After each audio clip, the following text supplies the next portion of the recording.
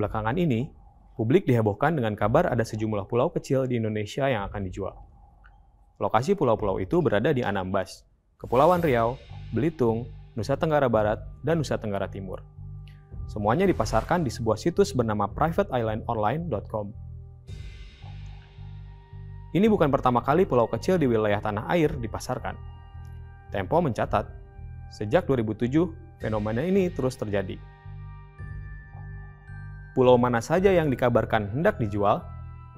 Dan inilah Putar Balik.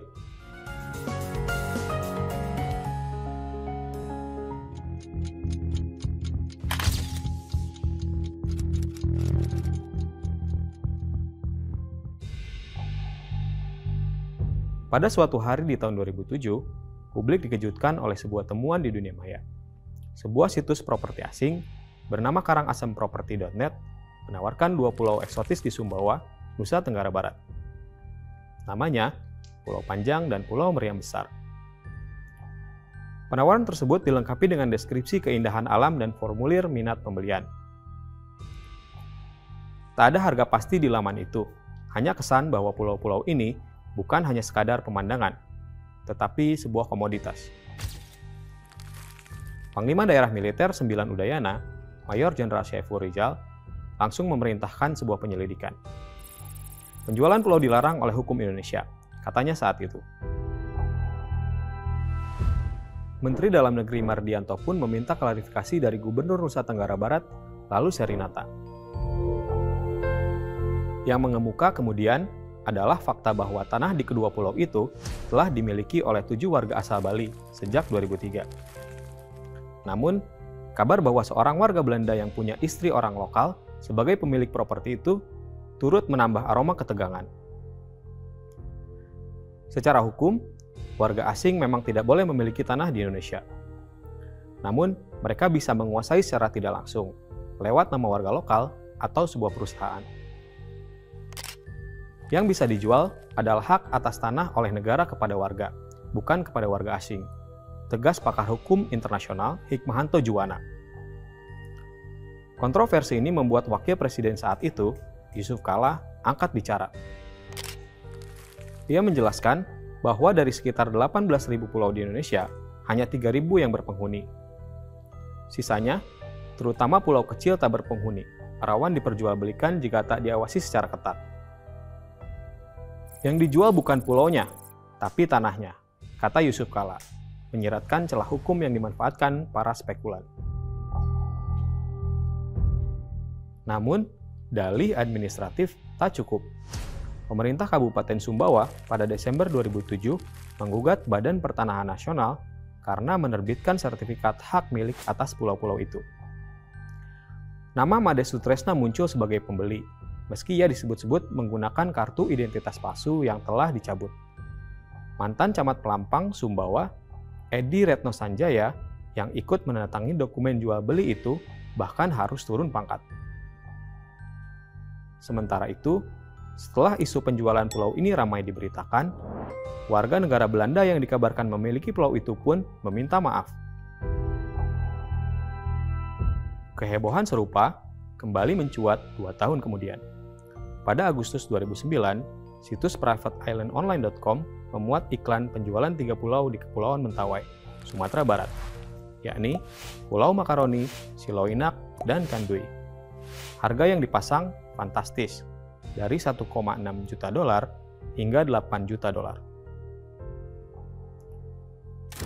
Ketua DPR Agung Laksono menyebut penjualan ini sebagai pelanggaran pidana. Itu aset negara, tidak boleh dijual, kata Agung tegas. Kementerian Kelautan dan Perikanan pun menggelar investigasi. Diketahui kemudian, situs privateislandonline.com berbasis di Toronto, Kanada. Kementerian Kelautan juga menemukan bahwa resor di 3 pulau tersebut memang dikelola oleh WNI, meski komisarisnya adalah orang asing. Tidak ada yang mengaku memasang iklan. Kalau memang salah, biasanya mereka akan meminta maaf. Tapi kalau maksudnya merusak kredibilitas Indonesia, ini harus diselidiki. kata Direktur Jenderal Pengawasan dan Pengendalian Kelautan, Aji Sularso. Pada 2012, situs Private Island Online kembali menghebohkan publik. Kali ini, Pulau Gambar di Laut Jawa dan Pulau Gili Nanggu di Nusa Tenggara Barat ditawarkan dengan harga masing-masing 6,8 miliar rupiah dan 9,9 miliar rupiah. Di deskripsi iklan, Pulau Gili Nanggu disebut telah memiliki 10 unit cottage dan fasilitas wisata lain. Menteri Pertahanan saat itu, Purnomo Yusgiantoro, mengaku tak mengetahui peristiwa ini. Namun, ia segera memerintahkan anak-anak buahnya melakukan penyelidikan. Sementara itu, Menteri Koordinator Politik, Hukum, dan Keamanan, Joko Suyanto menegaskan, kalau mau bangun hotel, mungkin. Tapi, kalau membeli pulau, itu tak ada aturannya.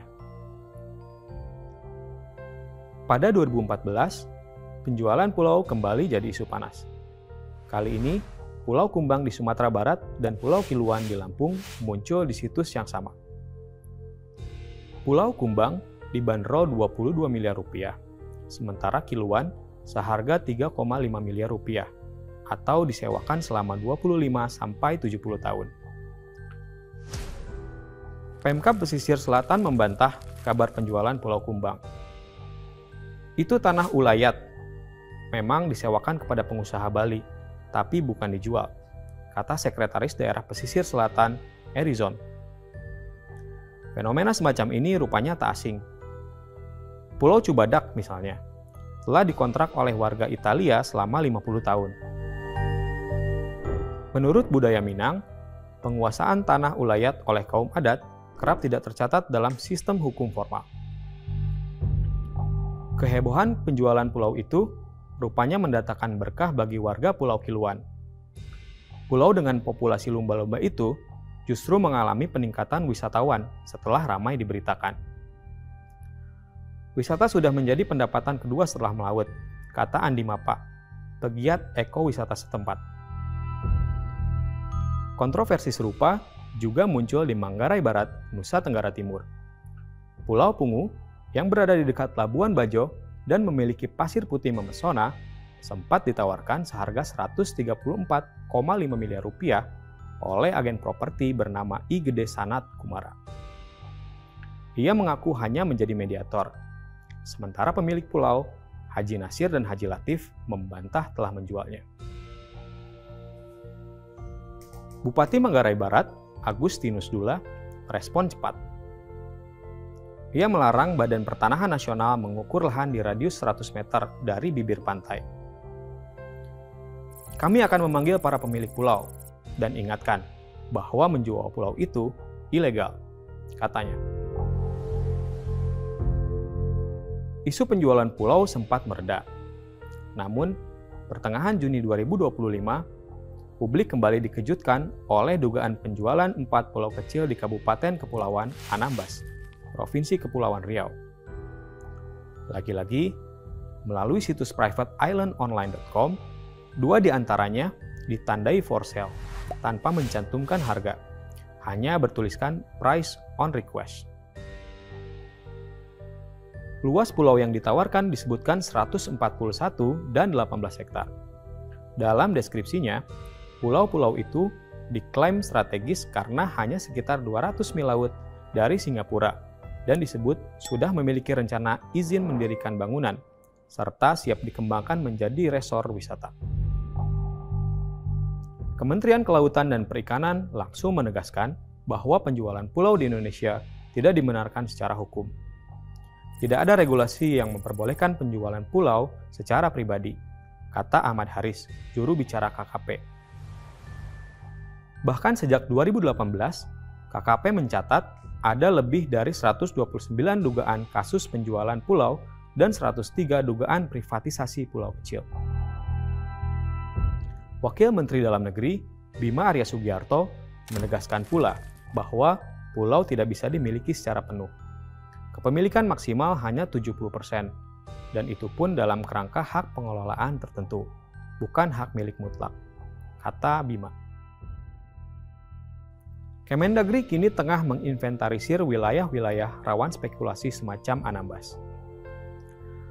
Kementerian Dalam Negeri juga menyatakan bahwa klaim di situs tersebut akan ditelusuri kebenarannya, termasuk apakah lokasi itu benar-benar berada di Indonesia, siapa pemilik lahannya, dan apakah ada pelanggaran batas kepemilikan asing.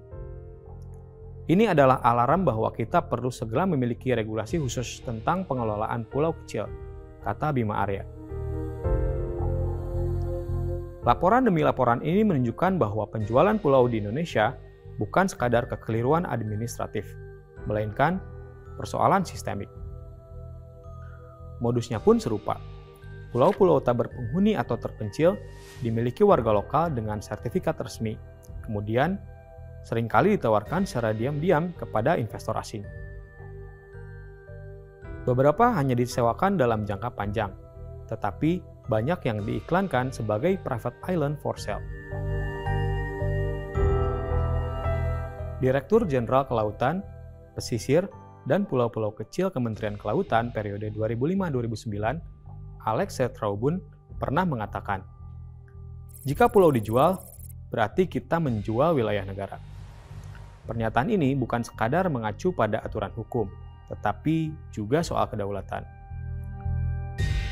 Pulau-pulau Indonesia bukan hamparan tanah dan pasir, tetapi batas negara, kekayaan ekologis, dan warisan budaya. Menjualnya berarti menggadaikan masa depan Republik.